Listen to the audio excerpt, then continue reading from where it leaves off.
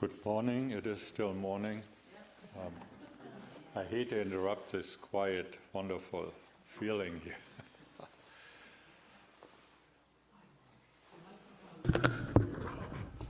Is this better?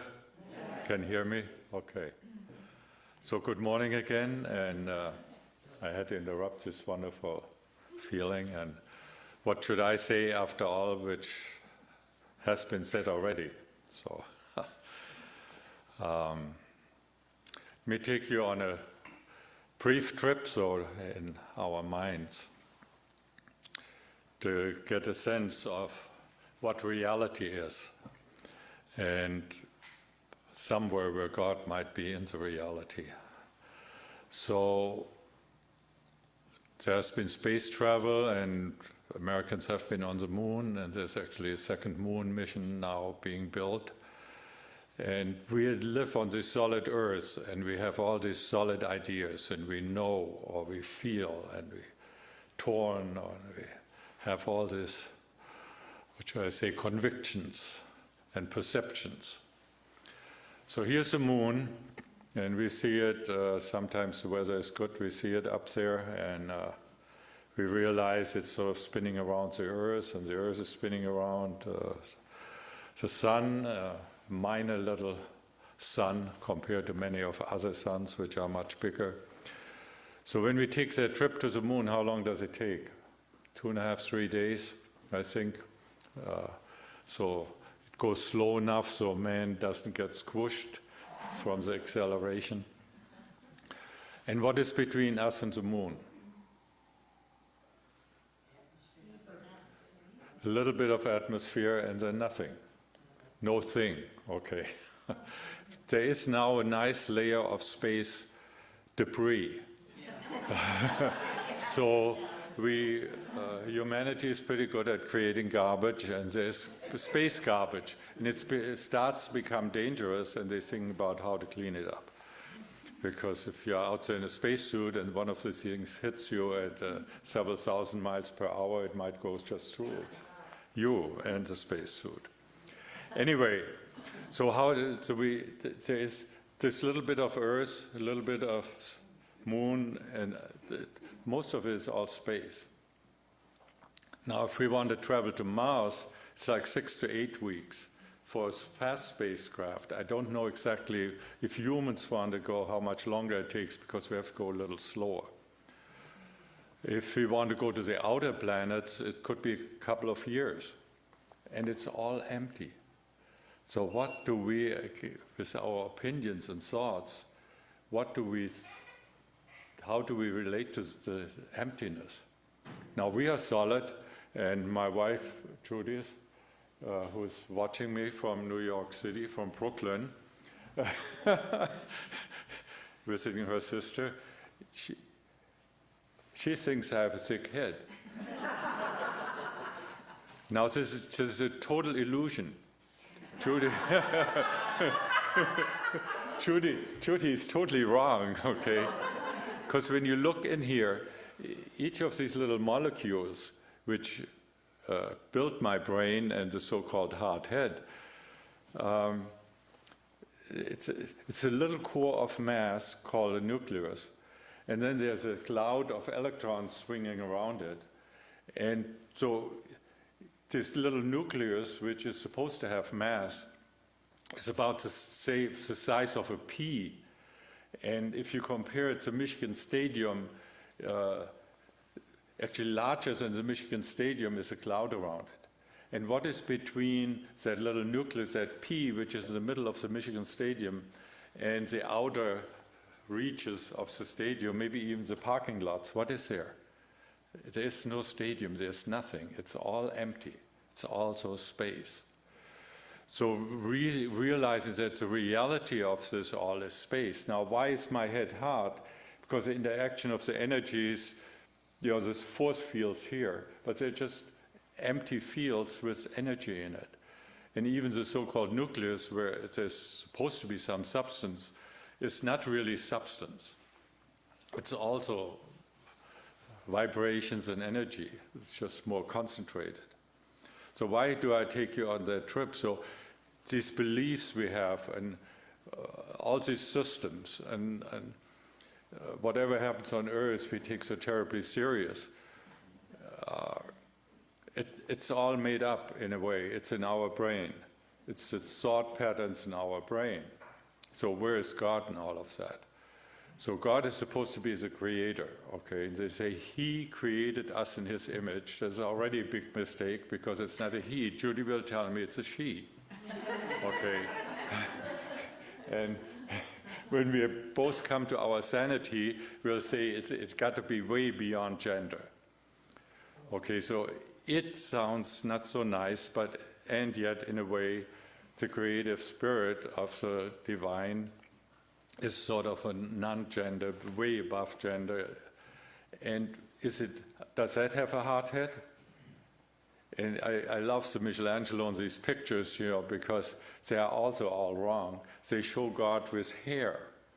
And clearly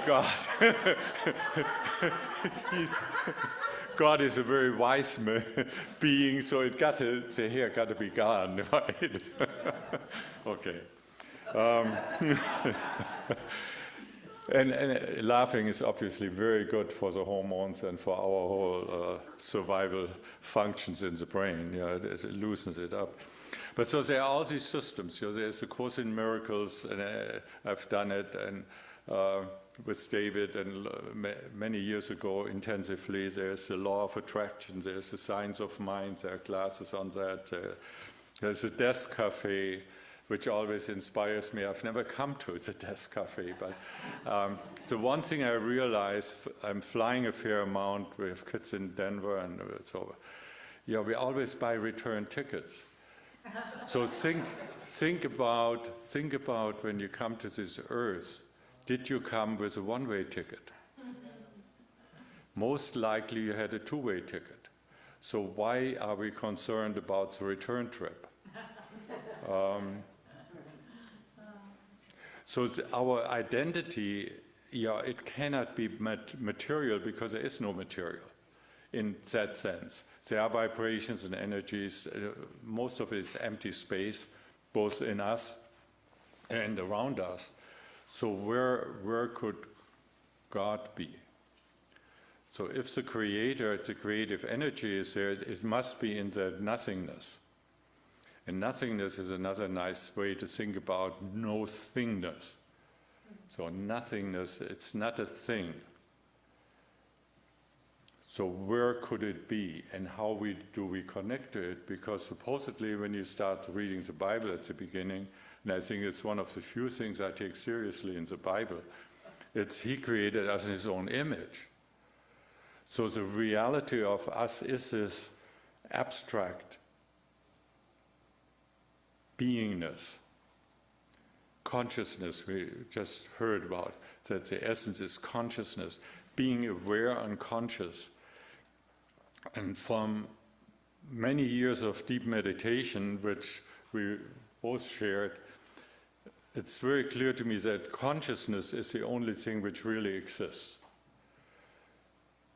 And how are we connected to it if we are his creation, his image? So my feeling is that this whole emptiness, so-called emptiness, because there's no thingness, there's nothing, no thing there, is consciousness. And this field of consciousness is what connects us as humans and what connects us to our spiritual birthplace. So it is this awareness. Now the awareness here in duality is structured. In earth we have opinions, we feel, we sometimes, we say we want to choose heaven or earth, but sometimes we cannot easily choose heaven or hell or earth, because there's programs in our head which force us the other way. So being here is having this experience of duality. And when you really deeply meditate about it, experience isn't possible without duality. You cannot, if you don't have contrast, you cannot experience anything. So you have to have a little bit of hell to experience heaven, in a way. And that's part of this trip.